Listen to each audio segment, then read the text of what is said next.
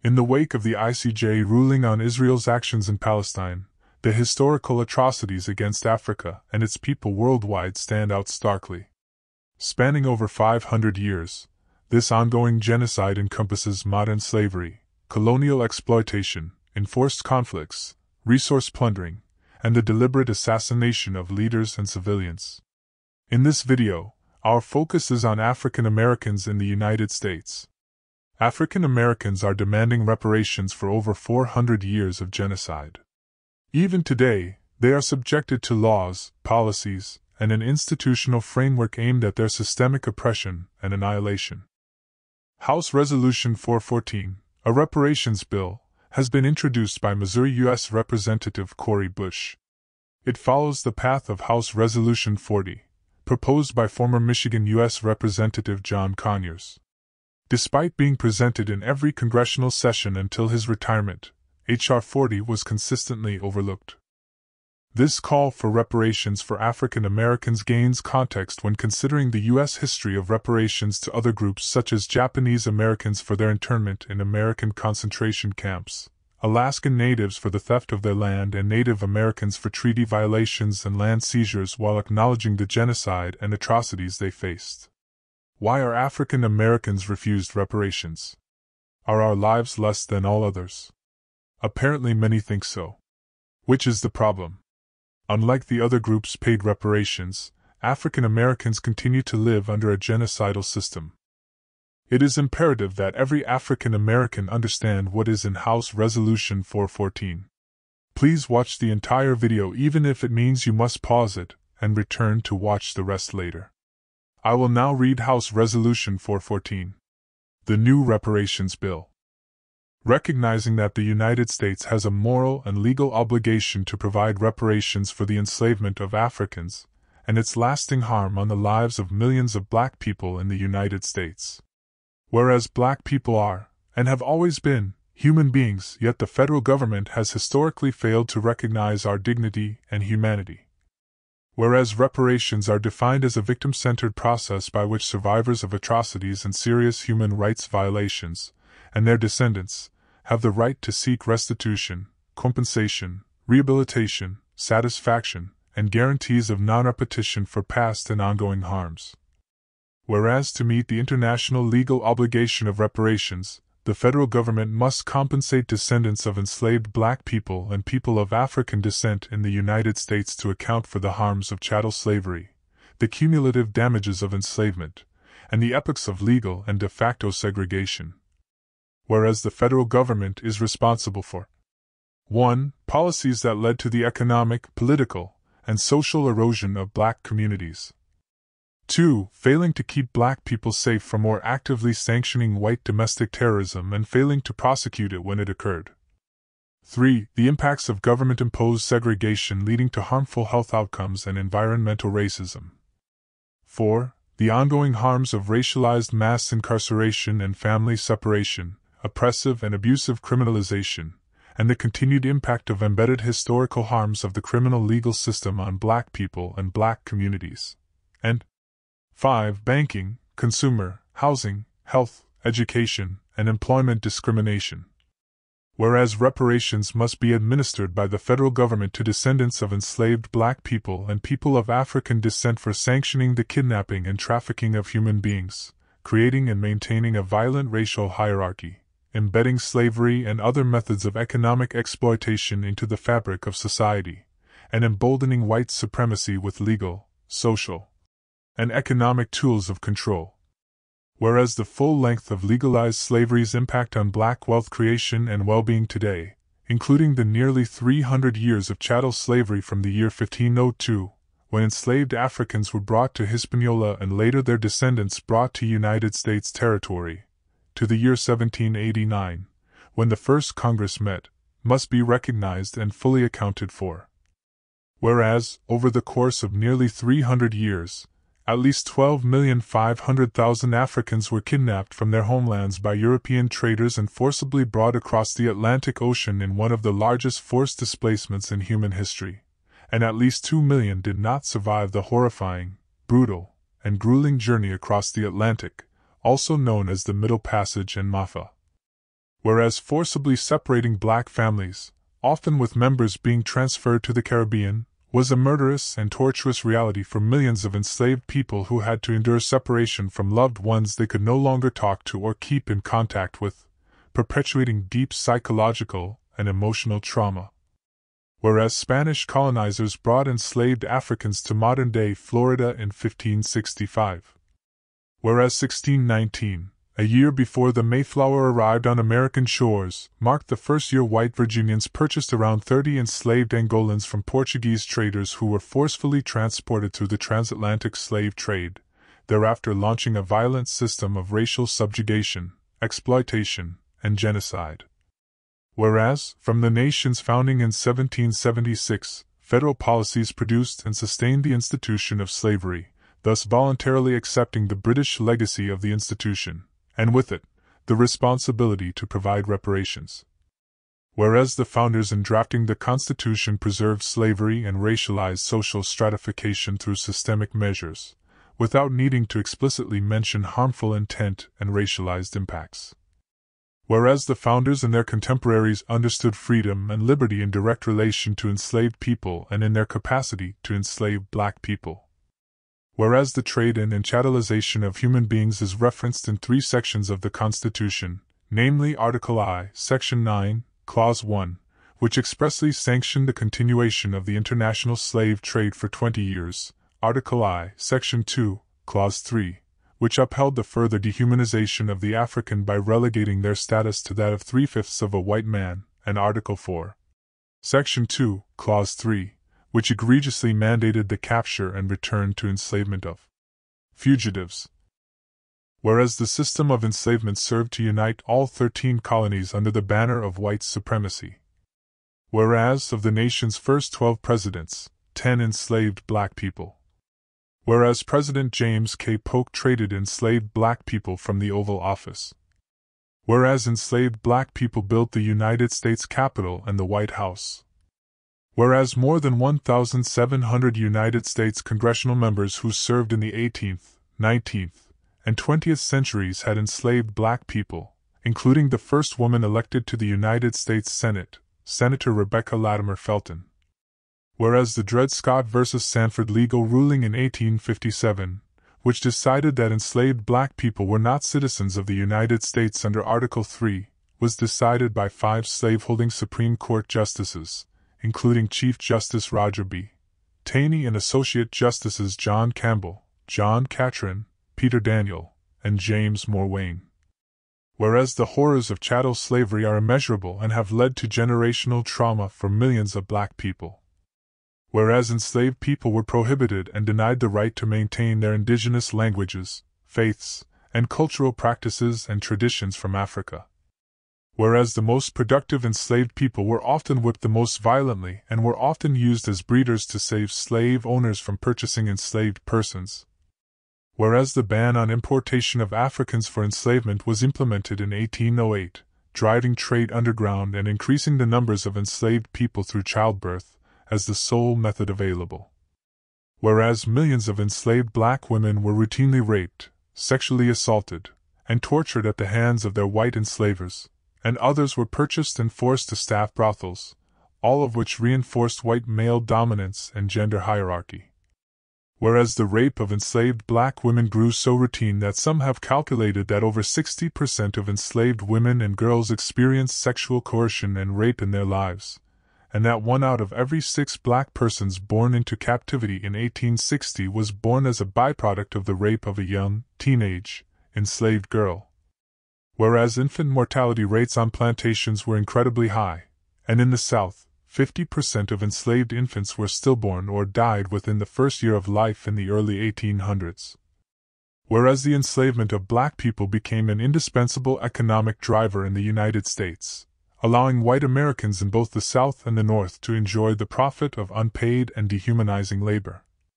Whereas the enslavement of black people and the country's commitment to using unflinching violence and oppression created an endless supply of labor-enriched white slave owners and their descendants, fueled the country's economy while suppressing self-determination and wealth-building for enslaved black people, and post-emancipation, left newly freed black people with zero wealth and landless, with a lack of education, poor health, and severed family and homeland ties. Whereas the economy of the United States was founded on the production of tobacco, rice, sugar, and cotton, all of which were planted, harvested, and produced by enslaved black people. Whereas the economy of the United States, in both the North and South, flourished as a result of black trafficking, torture, and exploitation.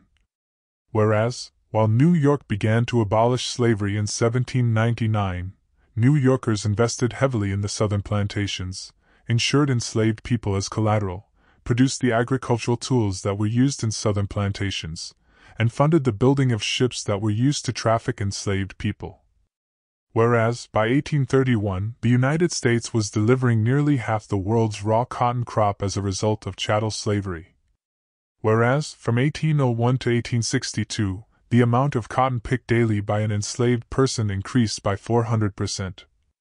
Whereas cotton produced by enslaved people accelerated worldwide commercial markets in the 19th century, creating demand for innovative contracts, novel financial products, and modern forms of insurance and credit that will define financial markets for centuries to come. Whereas, in 1861, the value placed on cotton produced by enslaved black people was $250 million, or more than $8.2 billion today. Whereas the bodies of enslaved people, gorged and congealed in the name of white supremacist hate, became the single largest financial asset of property in the United States that were purchased through loans, repaid with interest, and insured with exorbitant policies. Whereas the vending, bartering, and selling of enslaved people, and with it the forced separation of black families, became a self-sustaining economy bringing in trillions of dollars across the United States. Whereas white slave owners used enslaved people as partial to full collateral in 8 out of 10 loans to access more wealth and resources, often to purchase more enslaved people. Whereas enslaved people themselves became commodities that, by 1860, were valued at over $4 billion. Whereas, in 1857, in the Dred Scott v. Sanford decision, the Supreme Court held that black people were not citizens of the United States, and therefore, had no rights to be respected, thereby further codifying white supremacy into law. Whereas the institution of slavery was so powerful and corrosive that it helped to both create the wealth of the United States, and also threatened to entirely destroy the fabric of the Union during the Civil War. Whereas 78% of military-age free black men served in the Union Army, and 200,000 black men enlisted in the Union to fight during the Civil War, accounting for 1 in 10 Union soldiers. Whereas Confederate soldiers often killed black soldiers rather than capture them, and also enslaved black war captives during the Civil War. Whereas President Abraham Lincoln signed the Homestead Act in 1862, which by 1934, when the act ended, had granted more than 270 million acres of land in the West to white people virtually for free. Whereas, even after the Emancipation Proclamation, Confederate states ignored Lincoln's emancipation order and maintained the institution of slavery. Whereas slavery did not legally end until 1865, with the close of the Civil War. Whereas, while the 13th Amendment is known to have abolished slavery and indentured servitude, it made an exception for those convicted of crimes. Whereas, rather than shrinking after the technical abolition of slavery, southern plantations increased in size, as for example, the number of Louisiana plantations in selected parishes increased by 286% between 1860 and 1880. Whereas, following the Civil War, in 1865, Confederate veterans founded the Ku Klux Klan, a group that would unleash genocidal violence and a reign of terror across the country for decades to come. Whereas the federal government provided reparations to white slave owners in the District of Columbia for the loss of human property through the Compensated Emancipation Act of 1862, while never addressing the need for restitution to enslaved black people and their descendants. Whereas the Bureau of Refugees, Freedmen, and Abandoned Lands Bureau, also known as the Freedmen's Bureau, was established to provide economic and social aid to formerly enslaved black people in 1865, but was eventually looted and corrupted by white politicians and businessmen, resulting in its demise in 1872. and in more than 60,000 black people and organizations losing their deposits and having to wait years for only a fraction of them to be returned. Whereas, Callie House, a formerly enslaved black woman, alongside Reverend Isaiah Dickerson, founded the Ex-Slave Mutual Relief, Bounty and Pension Association in 1898, in a mass effort to pass federal pension legislation for formerly enslaved people, and whose efforts were ultimately shut down by federal agencies. Whereas an estimated 6,500 racial terror lynchings took place between 1865 and 1950. Whereas, in a series of outbreaks of race-related violence, an estimated 39 to 150 black people were murdered in 1917 in the East St. Louis riots, and another 6,000 were left homeless. Whereas the East St. Louis riots has been described as the worst case of labor-related violence in 20th century American history, whereas more than 200 black people were killed and another 6,000 were left homeless during the 1919 attack and lynching in Moberly, Missouri, costing $400,000, $8,460,000 in 2022, in property damage. Whereas white supremacists, deputized by Tulsa officials, raided, mobbed, massacred, and completely burned down nearly 40 city blocks of Tulsa's Greenwood district, a self-sustaining black economy, also known as Black Wall Street, in 1921. Whereas white supremacists raided, mobbed, massacred, and completely burned down a small but thriving black community, Rosewood, Florida, in 1923, in addition to countless other black communities across the United States. Whereas the massacres in Tulsa and Rosewood were only two of more than 100 white supremacist massacres that occurred from the end of the Civil War to the 1940s. Whereas black voters and political candidates were intimidated, harassed, violently suppressed, and sometimes murdered for simply exercising their constitutional right to vote. Whereas participation of black voters in electoral processes were routinely suppressed by poll taxes and literacy tests to preserve white supremacy. Whereas the Supreme Court codified the separate but equal doctrine in Plessy v. Ferguson in 1896, thereby allowing racial segregation laws to exist and enshrining a racial caste system in the United States. Whereas not only were enslaved people never granted any form of compensation after the abolition of slavery, they were thrust into a near-century-long epoch of legal segregation through Jim Crow laws. Whereas, after emancipation, laws that governed slavery were retooled into black codes to control free black people, thereby establishing a criminal legal system that sanctified the continuation of slavery by another name. Whereas so unbearable were these black codes and the brutality of Jim Crow, that 6 million black people were displaced and forced to migrate to the North seeking some form of safety and political asylum within the border of their own country during the Great Migration, also known as the Great Displacement, whereas the federal government abdicated its responsibility to protect its own citizens from relentless violence, resulting in the displacement of millions of black people between 1916 and 1970, many of whom were refugees from white supremacist violence. Whereas, from Mississippi to Minnesota, states began to criminalize any form of resistance to racial hierarchies and expand their criminal codes as the Great Migration began to expose racial fault lines across the country. Whereas medical experimentation on black people without their consent, including forced gynecological experiments on enslaved black women and the government-sponsored Tuskegee syphilis experiment on black men, led to major medical discoveries, at the full expense of black people's humanity, dignity, and rights. Whereas, at the end of World War I, black veterans returned to their homes and were assaulted for daring to wear the United States uniform. Whereas black people were intentionally and systematically excluded from federal social service programs. Whereas, despite being disproportionately affected by unemployment during the Great Depression, black people were largely excluded from New Deal programs. Whereas black people were excluded from the Social Security and Wagner Acts of 1935 and the Fair Labor Standards Act of 1938.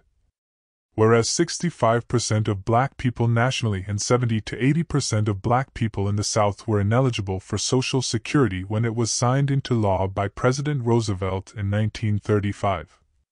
Whereas black neighborhoods have been divided and effectively destroyed by federal highway systems and the fraudulent use of eminent domain. Whereas the racist origins of the Federal Housing Administration, subsequent discriminatory housing policies, coupled with anti-black business practices, conspired to concentrate wealth in white neighborhoods.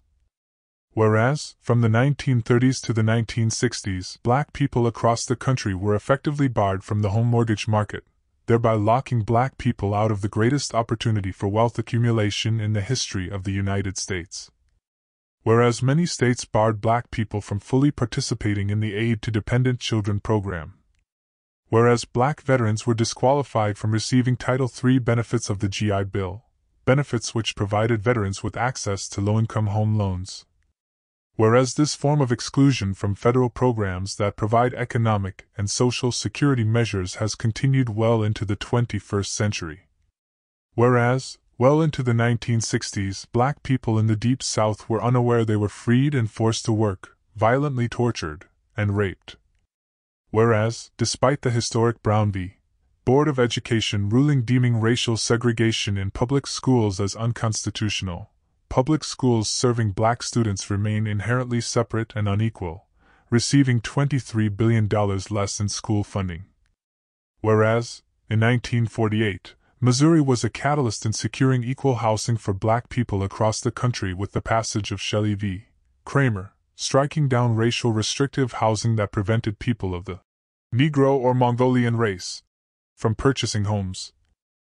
Whereas, in 1963, Governor George Wallace blocked black students at the schoolhouse door of the University of Alabama. Whereas mass protests erupted across the United States during the Civil Rights era demanding an end to racial segregation, disenfranchisement, and institutionalized racism that resulted in the passage of the Civil Rights Acts of 1964 and 1968, the Voting Rights Act of 1965, and the end of legalized school segregation. Whereas the FBI established the Counterintelligence Program, also known as COINTELPRO, in 1956, with one of its major goals to target black activists fighting for self-determination, reparations, and racial justice. Whereas, in 1985, the Philadelphia Police Department dropped a bomb laced with Tovex and C-4 explosives on the MOVE organization, a black liberation organization, who were living in a West Philadelphia row home, leaving 11 dead, including 5 children. Whereas, while the United States was founded based on black plunder, it has yet to acknowledge, reconcile, and provide adequate redress for the sanctioned system of slavery and its vestiges resulting in modern-day disparities. Whereas black people are still presumed dangerous and therefore are systematically targeted and criminalized under our legal system, including through the war on drugs, mandatory minimum sentencing laws, the prosecution of children as adults, and the disproportionate targeting, stopping, and arresting of black people by law enforcement. Whereas 1 in 16 black people of voting age is barred from actively participating in the democracy of the United States, including through disenfranchisement due to felony convictions. Whereas black agricultural landowners have been dispossessed from at least 90% of their land due to racially discriminatory practices by the Department of Agriculture and private companies. Whereas black communities bear the brunt of environmental racism and remain disproportionately impacted by extreme temperatures and environmental hazards due to the close proximity to places like chemical plants, oil refineries, trash incinerators, construction sites, and waste dumping sites, as a result of lacking of greenery and tree canopies. Whereas black women with children remain disproportionately barred from accessing the Temporary Assistance for Needy Families program. Whereas, while the legacy of slavery still affects our society today, it is rarely taught comprehensively in our school systems. Whereas the school systems of the United States are committing educational malpractice by treating this country's history of slavery and racial hierarchy as an aberration. Whereas, since January 2021, over 44 states have proposed legislation or taken other steps to ban teaching of the ways in which racism has shaped the law and way of life in the United States, and 18 states have already imposed bans. Whereas black students are suspended from school at a rate 4 times greater than white students, and black girls, despite being only 19% of preschoolers, make up 54% of girls suspended from preschool, effectively funneling black children into the school-to-prison pipeline. Whereas the legacy of racialized barriers to education is still so prevalent today, that black women graduate from a 4-year degree with 60% more debt than their white male peers. Whereas the federal government repeatedly abdicated its responsibility to adequately acknowledge and provide redress for the crimes of enslavement and the continuation of racial subjugation, and cannot absolve itself of its responsibility today. Whereas, under fundamental international human rights law, governments have an obligation to provide full and effective remedies for violations of human rights, including acts of racial discrimination, and victims of human rights violations have the right to pursue such remedies. Whereas black people are often funneled into some of the most difficult jobs with lower wages, and continue to be targets of wage and land theft, exploitation, and deprivation of fundamental human rights. Whereas the racial wealth gap is a direct legacy of chattel slavery in the United States and the continued displacement, exploitation, and sanctioned theft of formerly enslaved black people and their descendants. Whereas the federal government must eliminate the black-white racial wealth gap as it is a direct legacy of chattel slavery and the cumulative impact of legal and de facto segregation that followed. Whereas financial reparations must be paid by the federal government for an amount that respected economists have estimated totals, at minimum, $14 trillion to eliminate the racial wealth gap that currently exists between black and white Americans. Whereas scholars have estimated that the United States benefited from 222,505,049 hours of forced labor between 1619 and the end of slavery in 1865, which would be valued at $97 trillion today. Whereas if the United States closed racial gaps for black people in the areas of housing, education, wages, and investment 20 years ago, $16 trillion could have been added to the economy. Whereas the damage experienced by black people stemming from enslavement and its evolutions is not confined solely to economics or the racial wealth gap, and should take into account centuries of forced labor post-enslavement, denials of employment, predatory lending practices, and ongoing banking discrimination, as well as educational inadequacies, health disparities, cultural degradation, and the criminal punishment system.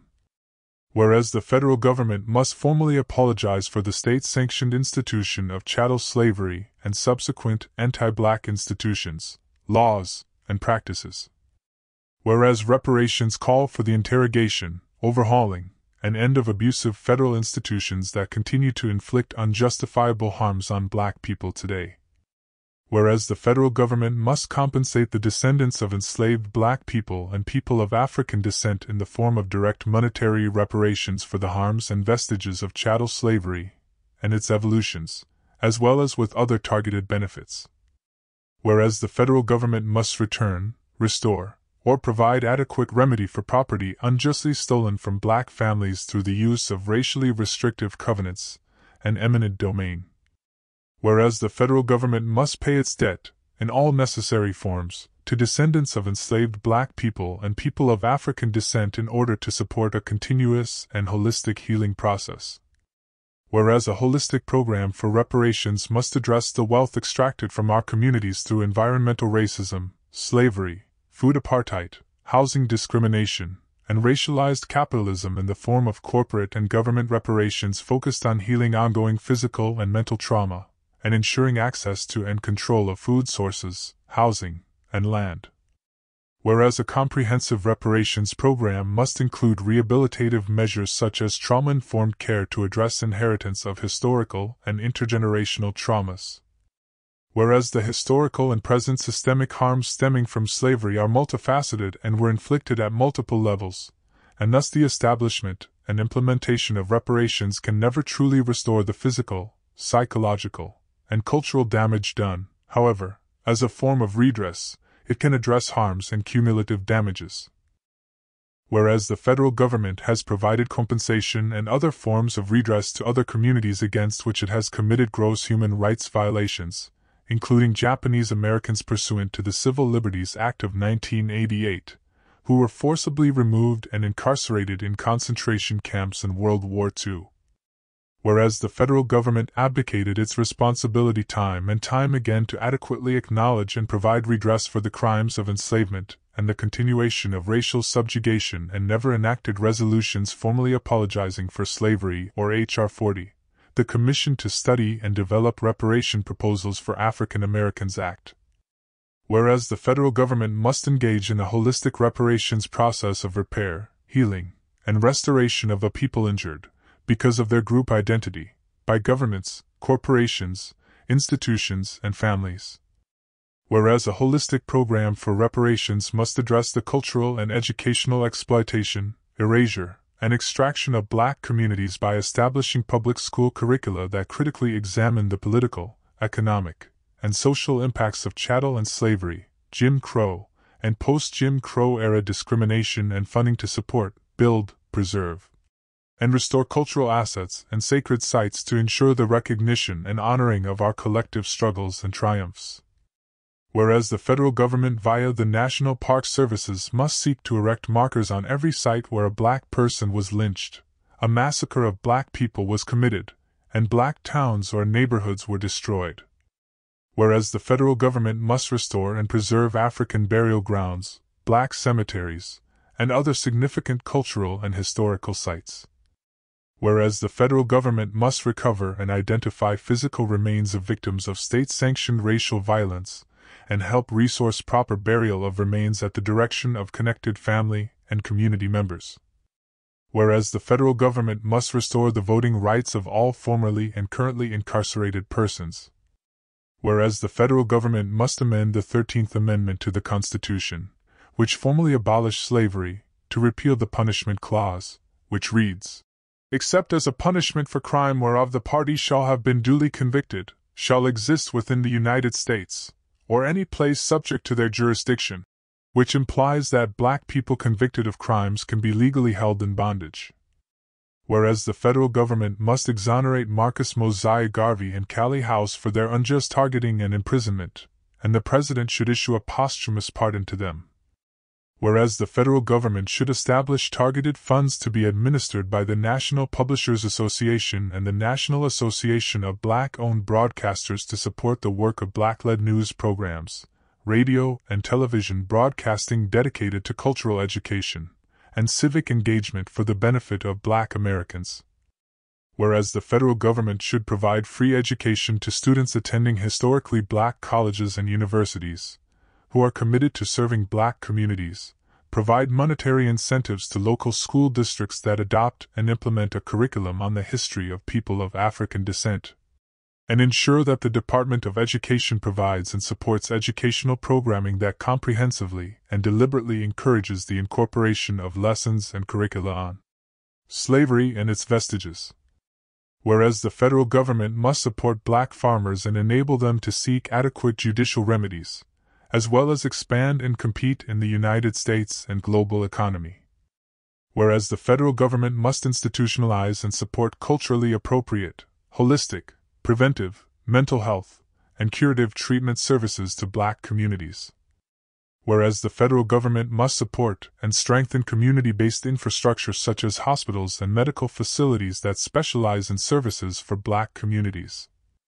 Whereas, in 2021, the United Nations High Commissioner for Human Rights urged the United States to end anti-Black racial discrimination, violence, and systemic racism against people of African descent by providing comprehensive reparations.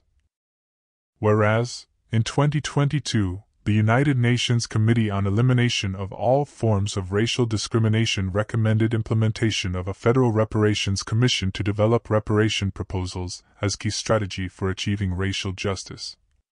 Whereas, in other countries, including South Africa, Canada, Colombia, and others, poorly designed reparations processes have not only failed to bring complete justice, but have created new forms of harm.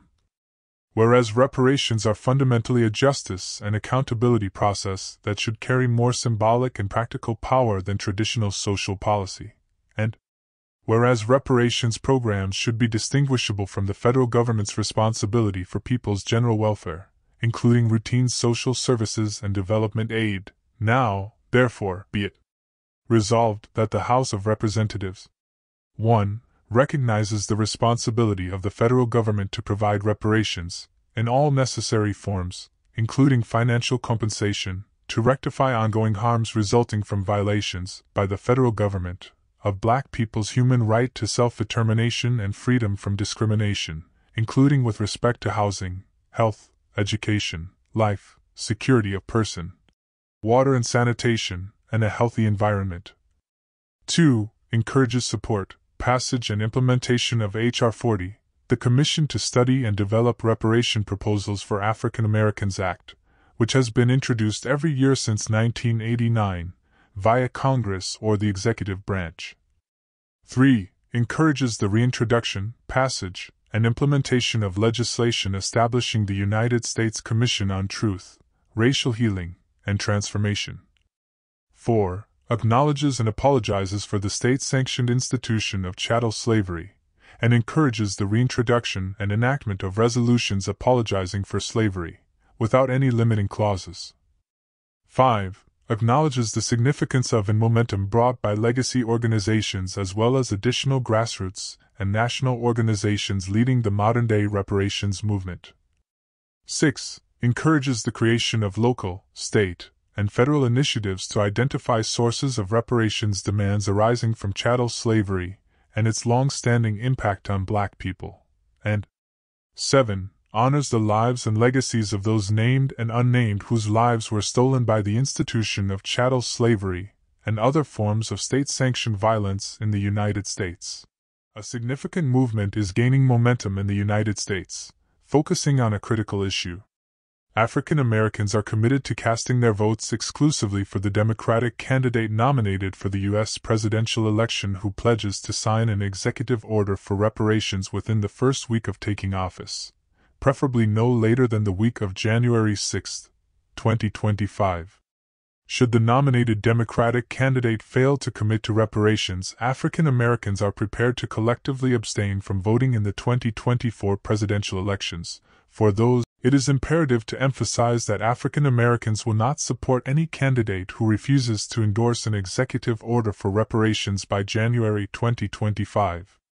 If the demand for reparations is ignored or if Congress rescinds the Democratic executive order for reparations, African Americans will initiate further mass boycotts targeting corporations and the U.S. military. To comprehend the underlying reasons behind this movement, we strongly recommend watching a video entitled, Reparations: Should African Americans Boycott the 2024 Elections in Return for Their Vote? This video provides an accurate depiction of African American history, tracing it from the post-slavery era to the present day. It vividly illustrates how both Republicans and Democrats have repeatedly collaborated to make promises to African Americans during election campaigns, only to renege on those promises once they secured the African American vote. In response to this systemic exploitation and the rise of normalized white supremacy, African Americans are embarking on this movement. If you've enjoyed this video, please like, share, and subscribe for more videos on the African American reparations movement and on African and African diaspora geopolitics, politics, news, history, and religion.